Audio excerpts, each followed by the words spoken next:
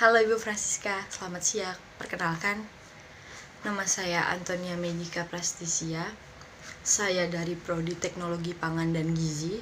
Nomor induk mahasiswa saya adalah C2033005. Di sini saya akan menjelaskan mengenai ruang lingkup biologi. Konsep pertamanya adalah pengertian biologi secara umum. Yang kedua, pengertian biologi menurut beberapa ahli. Yang ketiga adalah sejarah ilmu biologi. Yang keempat, ciri-ciri makhluk hidup. Yang kelima, manfaat ilmu biologi di beberapa bidang. Dan yang keenam, tingkat organisasi kehidupan. Saya mulai dari pengertian biologi secara umum dulu. Pengertian biologi secara etimologis, biologi merupakan kata yang berasal dari bahasa Yunani, yaitu bios, yang artinya hidup, dan logos, yang berarti memiliki arti hidup. Bisa diartikan sebagai ilmu tentang kehidupan, termasuk di dalamnya mempelajari tentang makhluk hidup, hubungan antar makhluk hidup, dan hubungan dengan lingkungannya. Biologi dapat didefinisikan sebagai ilmu pengetahuan yang mempelajari segala hal tentang kehidupan di bumi, mulai dari manusia, hewan, tumbuhan, serta lingkungan hidup lainnya. Biologi ini juga mempelajari tentang organisme hidup lain, termasuk persebaran, tentang struktur, evaluasi, pertumbuhan, dan taksonomi lainnya. Dan sekarang saya akan lanjut pengertian biologi menurut beberapa ahli. Saya mengambil 4 pengertian biologi menurut beberapa ahli. Yang pertama, Ricky Firmansyah. Biologi adalah ilmu pengetahuan makhluk hidup dan kehidupannya. Dan yang kedua, Oman Karmana. Ilmu yang dapat menjunjung ilmu-ilmu lain dalam memecahkan suatu permasalahan. Ketiga, Wijaya Jati, ilmu sains mengenai makhluk hidup yang menitik beratkan kajian ilmu mengenai makhluk hidup dan kehidupannya. Yang keempat, J. Saputra, ilmu yang mempelajari segala sesuatu yang hidup beserta masalah-masalah yang mencakup hidupnya. Sekian, itu beberapa biologi menurut beberapa ahli yang saya dapat dan saya ambil. Cuma 4 saja. Sisanya banyak, tapi saya hanya ambil beberapa saja. Dan selanjutnya saya akan membacakan tentang sejarah biologi. Sejarah ilmu biologi mengalami sejarah sebelum digunakannya sebagai salah satu cabang ilmu pengetahuan seperti saat ini. Penggunaan istilah biologi pertama kali adalah pada tahun 1736 oleh Linnaeus pada karyanya dengan judul Bibliotheca Botanica. Meskipun begitu, ilmu yang mengkaji tentang alam dan hal-hal yang berkaitan dengan alam bahkan sudah jauh sebelum itu, yakni di daerah peradaban Cina, peradaban Mesir, dan peradaban India. Namun, pendekatan dan ilmu yang mempelajari tentang alam secara modern pertama kali diterapkan di daerah Yunani. Pada masa ini, pelopor kajian ilmu ini adalah Hippocrates dan Aristoteles. Itu beberapa pengertian sejarah ilmu biologi. Selanjutnya, saya akan masuk ke dalam ciri-ciri makhluk hidup.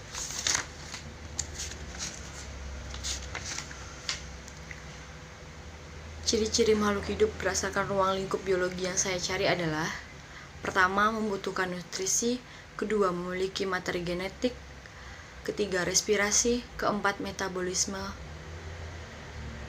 kelima, eksekresi; keenam, pertumbuhan dan perkembangan; ketujuh, reproduksi; 8, regulasi; dan kepekaan menanggapi rangsang; 9, adaptasi. Selanjutnya saya akan masuk ke dalam manfaat ilmu biologi di beberapa bidang.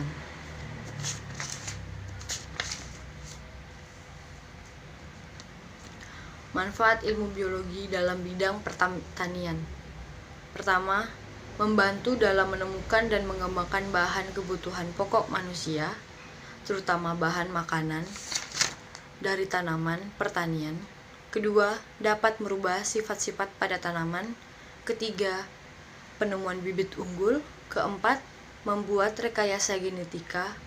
Kelima, cara memilih tanaman bibit unggul.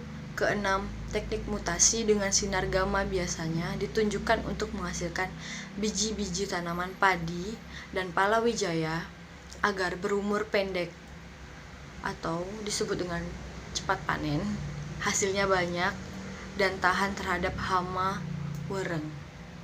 Kedua, manfaat biologi dalam bidang perikanan. Yang pertama, ditemukannya beberapa teknik rekayasa genetika seperti teknik transfer nukleus.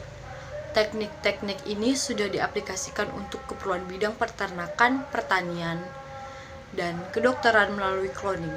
Kedua, biologi juga dapat dijadikan landasan pengetahuan dalam penelitian-penelitian yang lebih luas lingkupnya, yakni pada lingkup ekosistem perairan laut dan pantai. Ketiga, pembudidayaan ikan juga dalam usaha pelestarian ekosistem perairannya.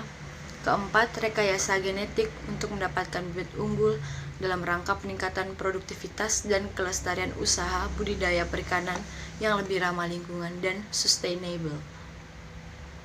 Kelima, perkembangan teknologi baru untuk monitoring, memperbaiki, melindungi, dan memanage lingkungan perairan termasuk di dalamnya remediasi.